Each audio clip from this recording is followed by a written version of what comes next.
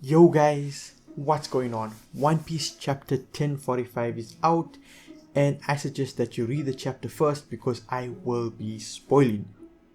So now that you have, let's get into the video.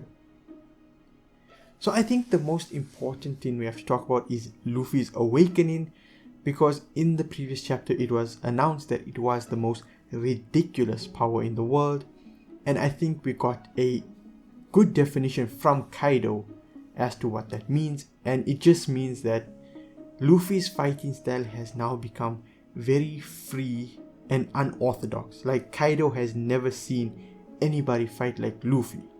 He still says that he can defeat Luffy, so Luffy isn't the strongest guy ever since the Awakening, but his fighting style has become unpredictable, and that can help Luffy actually defeat Kaido since he doesn't know what Luffy's gonna do next. The next important thing I actually want to talk about is when Luffy loses his awakening halfway through the chapter. So we see Luffy lose his awakening and he slowly, becomes more old looking. He gets a lot of wrinkles, and then he tells his heart to beat back to that rhythm so he can get his awakening back.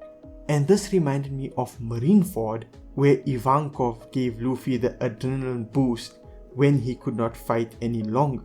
This is exactly the same thing, because Kaido said, you know what, you're gonna die here, I will tell your story, and Luffy's like, I don't care. And this is really reminiscent of Marineford, where Luffy literally dropped on the ground. He could not go any further, his body could not manage it, so he had external source of Ivankov's adrenaline coming in and helping him to fight for longer. In this case, his awakening is the same. So my guess is that this awakening also has to do a lot with Luffy's will, because just like Marineford, he was willing to fight longer, but his body couldn't handle it. The same is true for his fight with Kaido. He's way past his limits. I mean, he practically was dead, like his voice was gone before he awakened, and then he awakened. So Luffy is fighting beyond his limits. And I see a lot of people going around like the stakes are gone. It's very ridiculous now. Where's the stakes gone?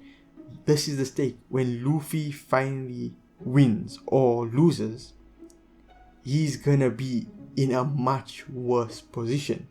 And this is where Law's immortal surgery might come into play, because that's a big Chekhov's gun that Oda has left for us.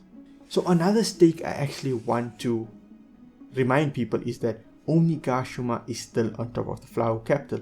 We know this because when Kaido defeated Luffy the first time, Momo said he can no longer pull Kaido's clouds because he has more control over it now. And as we see, Momo and Yamato come to the rooftop to actually see Luffy, and I think they might help in that fight. And I think, unlike with every other arc where people are gonna die and Luffy's the one who will save them, like with the birdcage, like with the Noah's arc, I think this time it will be Momonosuke.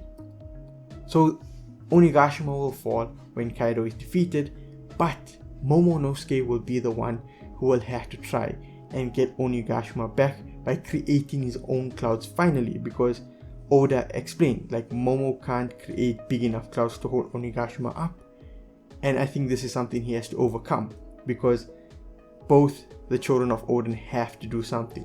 So with Hiyori, it was her confrontation with Orochi, and with Momonosuke, it's actually going to save Wano.